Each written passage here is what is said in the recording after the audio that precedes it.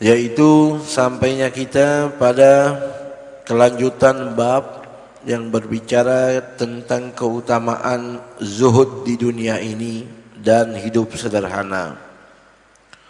Hadis yang ke-472 atau tepatnya hadis yang ke-15 daripada bab tentang zuhud. Bismillahirrahmanirrahim. Qala al-muallifu rahimahullah wa nafa'ana bi fid dharain amin. Radhiyallahu ankum anna wa al muslimin ajmain. Ila an qala wa an ibnu Umar radhiyallahu anhuma qala. Ya. Ibnu Umar. Qala akhadha Rasulullah sallallahu alaihi wasallam bimankibayya. Faqala kun fid dunya ka'annaka gharibun aw 'abiru sabil. Wa kana Ibnu Umar radhiyallahu anhu yaqul idza amsayta fala tantadhir as-sabah wa idza asbahta fala tantadhir al-masaa wa khudh min sihhatika limaradik wa min hayatika limautika. Rawahu al-Bukhari. وعن أبي العباس سهل بن سعد الساعدي رضي الله عنه قال جاء رجل إلى النبي صلى الله عليه وسلم فقال يا رسول الله دلني على عمل إذا عملته أحبني الله وأحبني الناس فقال ازهد في الدنيا يحبك الله وازهد فيما عند الناس يحبك الناس. حديث حسن رواه ابن ماجه وغيره بأسانيد حسنة ورواه الحاكم في المستدرك والبيهقي في الشعب. وعن النعمان بن بشير رضي الله عنهما قال ذكر عمر بن الخطاب رضي الله عنه ما أصاب الناس من الدنيا فقال لقد رأيت رسول الله صلى الله عليه وسلم يظل اليوم يلتوي ما يجد من الدغل ما يملأ به بطنه. رواه مسلم. الدغل بفتح الدال المهملة والقاف ردي التمر إلى آخر الكلمة. Berkatalah muallif di dalam kitabnya Riyadhus Shalihin, semoga Allah merahmatinya dan kita mendapatkan barokahnya, amin. Wa an Ibnu Umar, daripada Imam Abdullah bin Umar, anaknya Sayyidina Umar bin Al-Khattab radhiyallahu anhuma, semoga Allah meridainya dan kita mendapatkan barokahnya, amin. Gala, beliau berkata, akhadha Rasulullah sallallahu alaihi wasallam, sesungguhnya akhadha Rasul pada suatu saat pernah memegang. Akhadha artinya mengambil, ya, menggenggam. Rasulullah SAW bimangkibai, kedua pundak saya dipegang oleh Rasulullah SAW. Faqala, maka Rasul bersabda, kun fid dunya, jadilah engkau di dalam dunia ini ka'annaka gharibun, seakan-akan kamu itu seperti orang asing. Aw abiru sabilin, atau orang yang melintas di suatu perjalanan. Wa kana Ibnu Umar radhiyallahu anhu yaqul, adapun Imam Abdullah bin Umar Ibn Khattab radhiyallahu anhu, beliau pernah berkata, idza amsayta, jika mana engkau berada di waktu masa, waktu petang, fala tantadhir sabah, maka jangan berharap bakal jumpa sampai waktu pagi. Wa idza asbahta fala tantadhiril masa, kalau Anda berada di waktu pagi, maka jangan berharap menanti sampai jumpa waktu petang. Wa khudh, maka manfaatkanlah, ambil dari umurmu, min sehatika, dari sehatmu, limaradik, persiapan untuk sakitmu, wa min hayatika limautik, dari hidupmu limautik untuk matimu. Rawahul Bukhari, riwayatkan oleh Imam Bukhari. An Ibnu Umar, dari Abdullah bin Umar, ini salah seorang sahabat Rasul yang dikenal keilmuannya, kesolehannya, dan dikenal dengan kealimannya. Dan Rasul sangat cinta kepada Abdullah bin Umar, sampai disebutkan di sini Rasul pegang pundaknya. Biasanya kita kalau sayang sama orang kita apa nih? Peluk, ya. Ini masih kecil, sama Rasul dipegang pundaknya. Rasul tunjukkan rasa cintanya, lalu Rasul kasih wasiat. Jadilah engkau, wahai Abdullah, hidup di dunia ini, dikasih tahu sama Rasul bahwa kehidupan dunia itu singkat. Jadilah kamu kun fid dunya ka'annaka gharib, seperti turis, seperti orang asing. Aw abir sabil, atau orang yang nyebrang di jalanan. Ya, kita mau ke depan tuh nyebrang. Kira-kira nginep nggak di tengah jalan? Enggak, namanya juga nyebrang. Di dunia kayak orang nyebrang. Turis, ente pergi ke Australia. Kira-kira balik nggak? Balik nggak? Tergantung. Kalau inna rajiun, assalamah. Kalau masih panjang umur, balik. Kenapa? Saya orang Pesanggerahan, Beb. Saya orang Jakarta. Saya mau pulang. Anda turis. Apalagi pergi ke luar negeri itu ada batas limit waktunya. Kira-kira seminggu, ya, di visanya sekian waktunya, nggak boleh lebih. Kira-kira kalau cuma dapat waktu seminggu di sana bangun rumah, keburu nggak? Nggak keburu. Ya, demikian juga kita di dunia singkat. Kalau di dunia kita habiskan waktu hanya untuk mencari dunia, habis waktu ibadah kita, sehingga nanti ketika datang penjemput Israel meninggal, kita mati nggak bawa apa-apa. Ya, baik. Ini makna turis itu luas. Pendaki gunung dah. Ya, pendaki gunung. Orang kalau mau naik ke atas gunung, dia harus bawa macam-macam perabotan. Yang dibawa apa? Yang penting-penting aja. Senter, garam, ya, apalagi? Apalagi? Kompor. Apalagi mie instan, beras, ya. Makanan kaleng. Kira-kira kulkas dibawa nggak? Kan kulkas penting. Jangan, Beb, mau naik gunung. Begitu juga di dunia. Anda cari dunia secukupnya, karena semua itu nggak dibawa mati. Yang dibawa mati yang penting-penting aja. Yang penting jangan sampai kamu ngemis sama orang, ngutang sama orang. Betul, berharap apa yang di tangan orang. Bawa selimut boleh, boleh, yang tipis-tipis aja. Kalau ada mantel, mantel aja. Gimana, kasur bawa jangan? Mau naik gunung bawa kasur gak? Jangan, repot. Kan begitu. Bini bawa gak bini? Ya, begitu deh. Kira-kira aja ya, pelajaran ini kita main kira-kira aja. Yang gampang-gampang aja. Jadi turis itu begitu, dia pergi dari Australia ke Indonesia, rumahnya dibawa ke sini nggak? Perabotan rumahnya dipindahin sini nggak?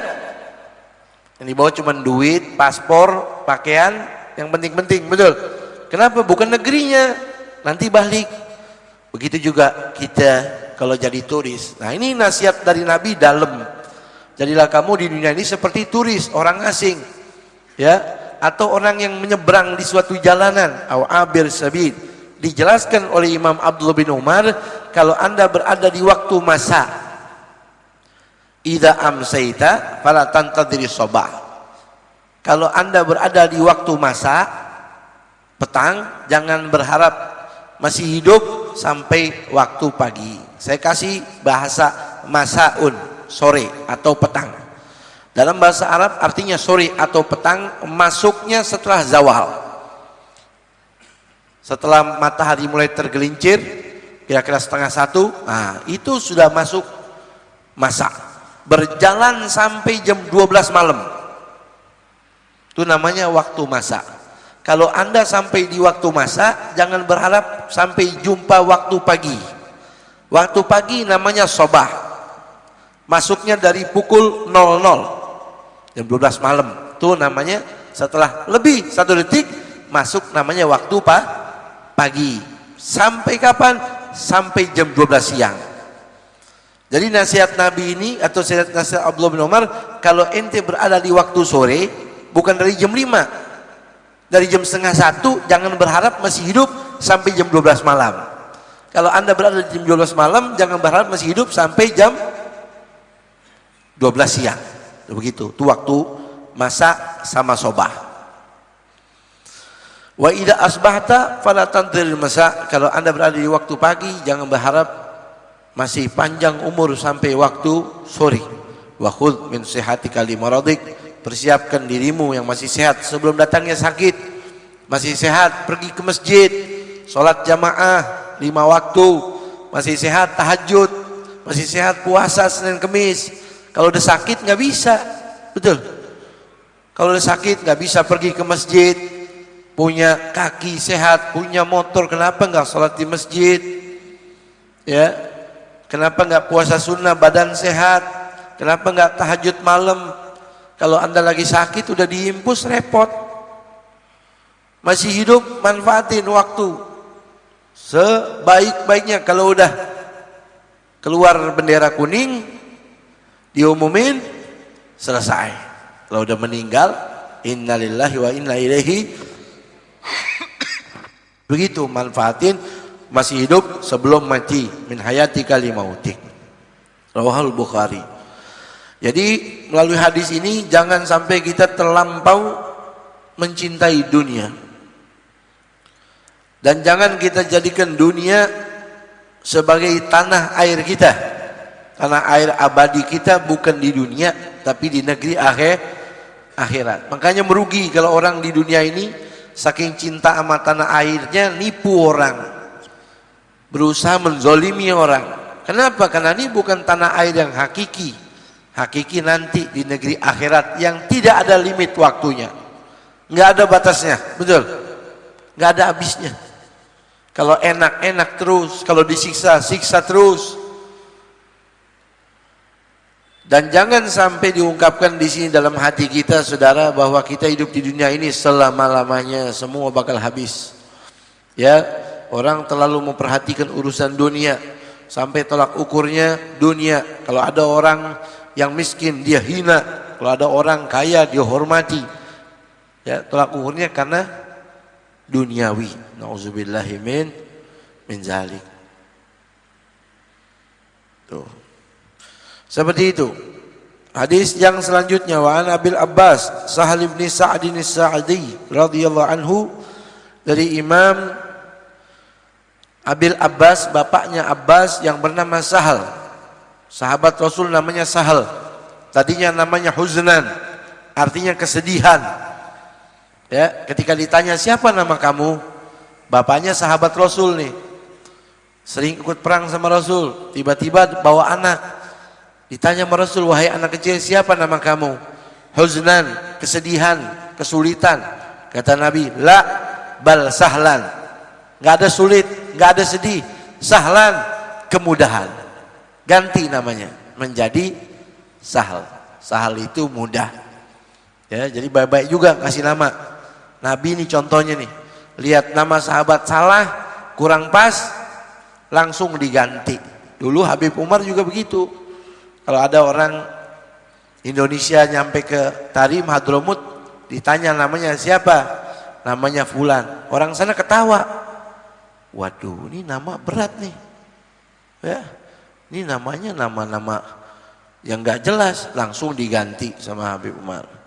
Ya, banyak deh tuh. Ya. Ane nggak sebut takut orangnya dengar. Ya, takut orangnya dengar. Cuman bahasa Indonesianya aja ya. Jadi ada orang namanya, kalau bahasa Indonesianya tangan hampa. Tangan hampa. Kalau diartiin bahasa Indonesianya artinya tangan hampa. Ketika masuk ke Hadramaut ditanya, nama kamu siapa? Nama saya Fulan. Artinya tangan hampa. Astagfirullah. Diganti langsung dengan nama yang bagus. Banyak dah. Ya mudah-mudahan orangnya sekarang udah jadi wali ya. Jadi seperti itu. Rasul ganti namanya langsung dengan Sahal bin Sa'ad As-Sa'idi radhiyallahu ta'ala anhu warda. Qala ja'a rajulun lan Nabi sallallahu alaihi wasallam. Beliau menceritakan ada seseorang datang kepada Rasulullah sallallahu alaihi wasallam. Faqala ya Rasulullah, wahai baginda Rasul, dullani ala amalin, tunjukkan kepada saya suatu amalan. Idza amiltuhu, jikalau saya kerjakan itu amalan, ahabbani Allah, maka Allah akan cinta kepada saya. Wa ahabbani an-nas, dan orang-orang manusia juga akan cinta kepada saya. Faqala, maka Rasul bersabda, izhad fid dunya, berzuhudlah kamu di dunia ini. Yuhibbakallah, pasti Allah bakal cinta kepada kamu. Wazhad fima indan nas, zuhudlah kamu dari apa yang dimiliki oleh orang-orang. Ya, yuhibbakan nas, pasti orang bakal cinta kepadamu. Ini dua ilmu dari Rasul. Ketika ada seorang sahabat tanya bagaimana cara agar saya bisa melakukan amal yang disukai sama Allah, disukai sama manusia, ini lengkap. Kalau orang hidup di dunia disukai sama Allah, disukai sama manusia, hidupnya enak nih. Fid dunya hasanah wa fil akhirati hasanah. Lengkap. Ada orang dicinta sama Allah, tapi sama manusia dibenci. Ada yang begitu. Ada kebalikannya, sama manusia dicinta. Di dunia dia terkenal, semua orang cinta sama dia, tapi tidak beriman, Allah benci kepada dia. Betul? Nah ini dia tanya sama Rasul, bagaimana caranya supaya dapat dua kunci ini. Dicintai sama Allah, dicintai sama manusia. Jawabannya simple. Zuhudlah kamu di dunia, Allah cinta kepada kamu. Dan zuhudlah kamu dari tangan orang. Jangan ngarep dari orang, jangan ngemis dari orang. Pasti orang bakal cinta kepada kamu. Tuh. Lengkap nih jawaban dari Rasul. Zuhud di dunia itu bukan ngelarang kita nggak punya kerjaan, bukan. Orang zuhud dia kerja. Zuhud di dunia itu bukan dia nggak punya motor, nggak punya mobil, bukan. Zuhud di dunia itu hatinya tidak akan memandang atau menengok sesuatu daripada duniawi kecuali yang penting saja. Itu orang zuhud. Makanan yang ada saja. Ya.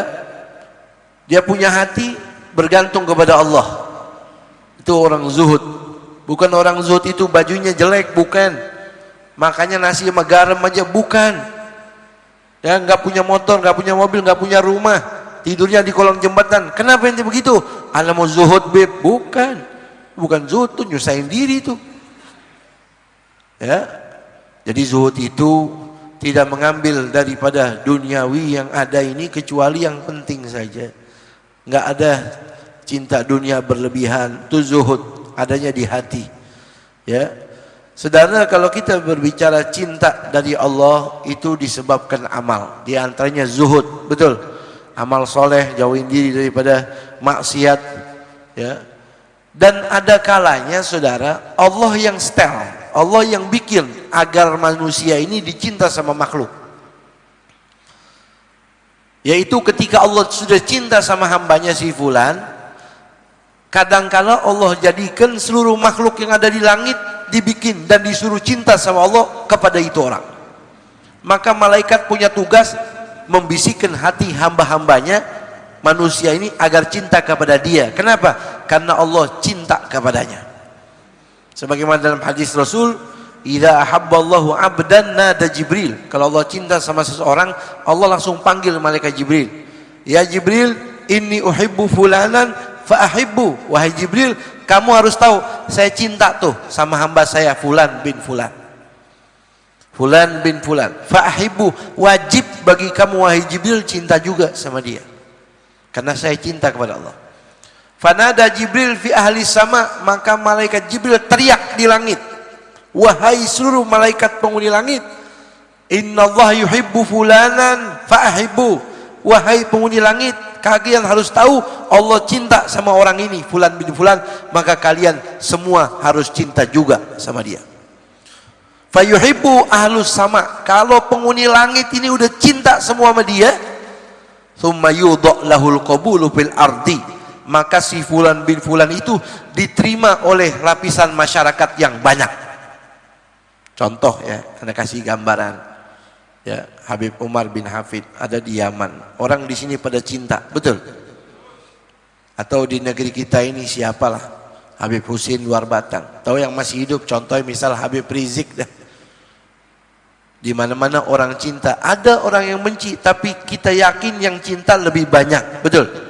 Tanpa dipaksa orang, tanpa dikasih duit, tanpa harus bayar. Kenapa? Yudha lahul qabulu fil ardi, dia dibikin sama Allah biar dicintai sama orang banyak, diterima sama orang ya.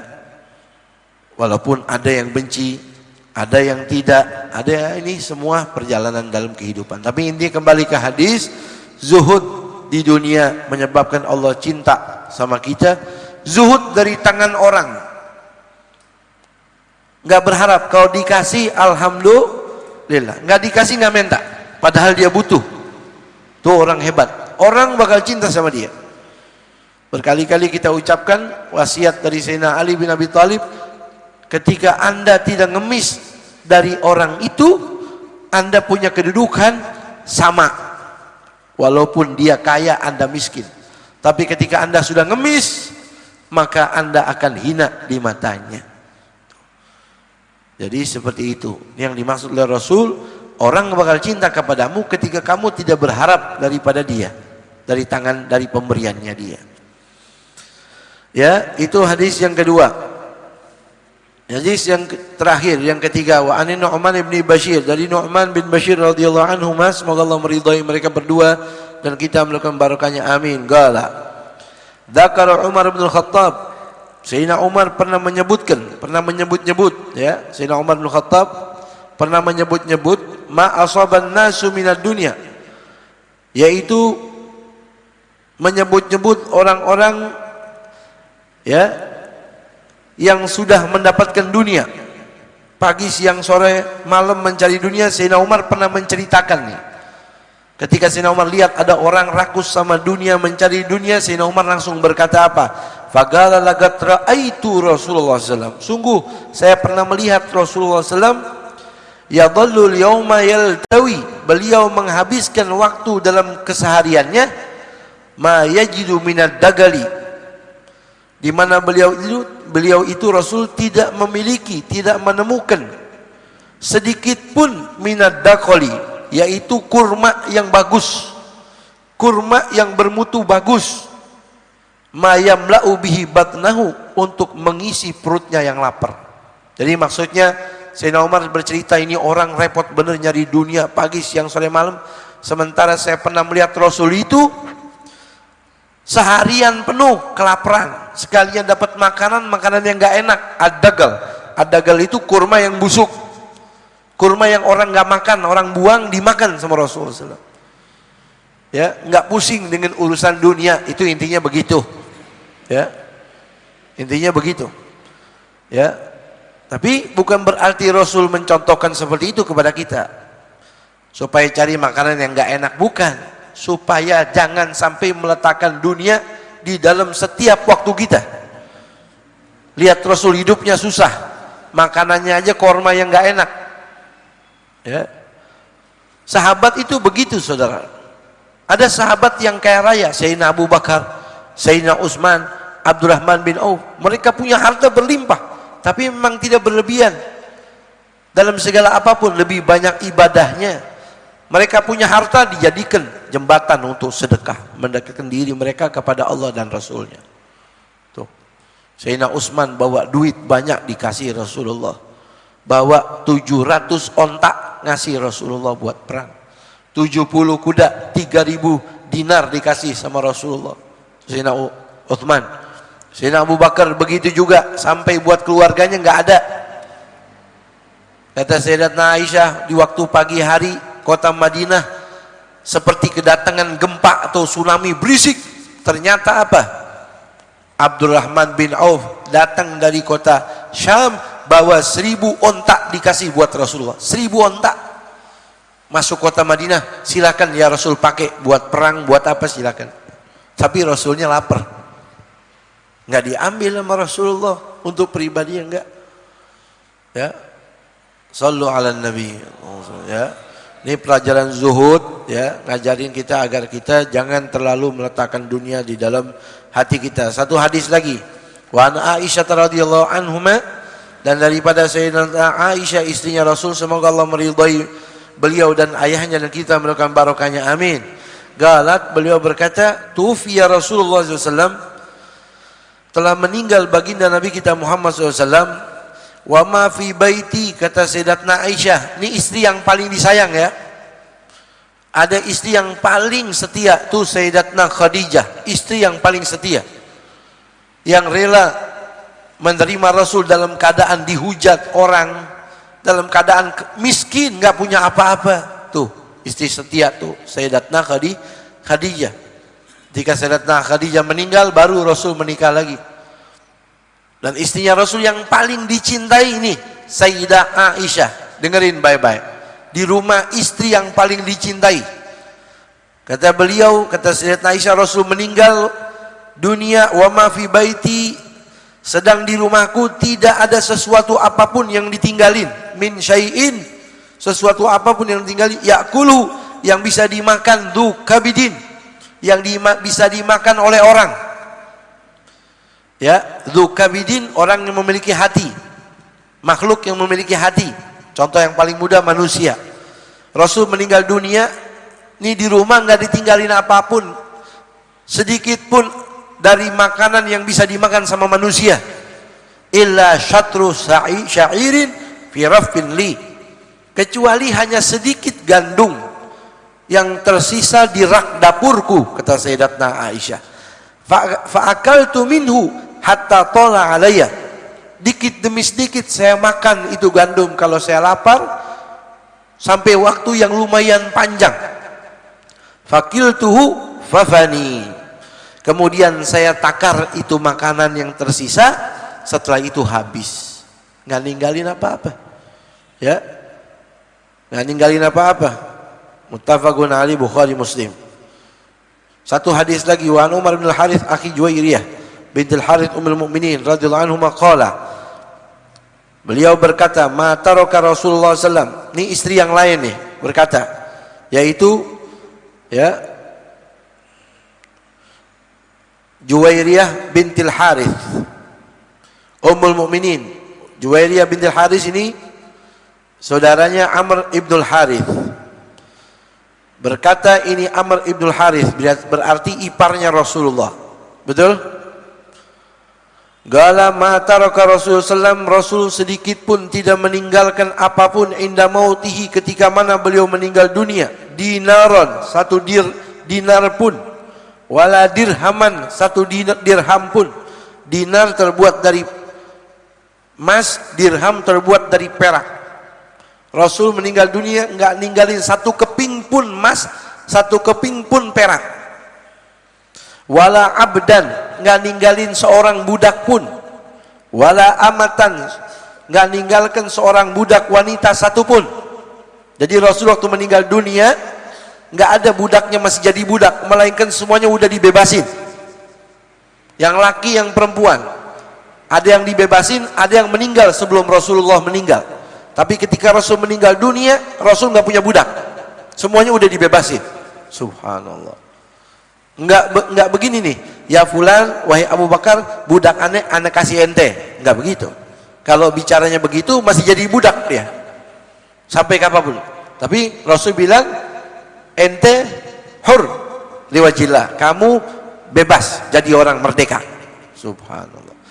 Baik yang laki maupun perempuan, wala syai'a, nggak ninggalin sedikit apapun, illa baglatuhul bayda, kecuali hanya keledainya yang berwarna putih, allati kana yarkabuha, yang biasa dinaikin sama Rasulullah. wasilahahu dan ninggalin pedangnya, wa ardhan ja'alaha libni sabili sadaqatan. Dan Rasul meninggal dunia ada meninggalkan sebidang tanah, tapi udah Rasul sedekahin sebelum Rasul meninggal dunia. Kalau saya tidak salah ada 3 tanah. Rasul punya 3 lahan tanah sebelum Rasul meninggal udah diinfakin, udah disedekahin. Jadi meninggal dunia nggak bawa apa-apa. Ya Allah. Ya. Masya Allah. Sallu ala Nabi. Ya, mudah-mudahan pelajaran yang singkat ini ada guna manfaatnya untuk kita semua. Allahu a'lam bishawab. Rabbi zidni ilma.